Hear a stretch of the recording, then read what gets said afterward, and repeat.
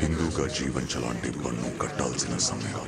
ఈ దేశ శ్రమ బాద్షా పాదాల కింద నలిగిపోతున్న సమయం. ఒక వీరుడు కోసం ప్రకృతి పురుడు పోసుకుంటున్న సమయం. గోల్కొండ నుండి 8వ వాడు బయలుదేరాడు. వాడు ప్రాణాలతో ఢిల్లీ చేరుకోకూడదు.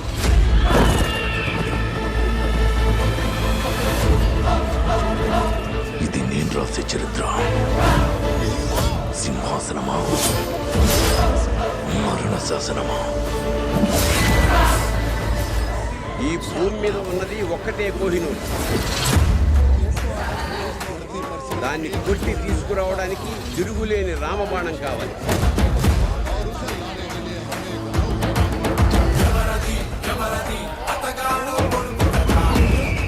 ఇప్పుడు దాకా మేకలు తినే పులిని చూస్తుంటారు.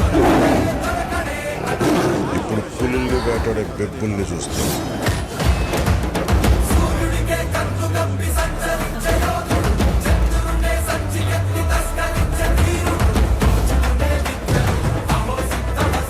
సర్దుకోలేకపోతున్నాను, సాయం చేస్తావా?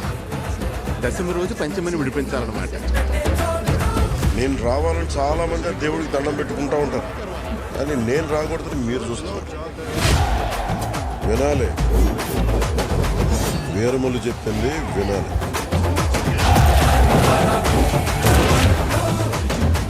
నువ్వు మా వెర్రిస్తున్న మావయ్యవు కదూ.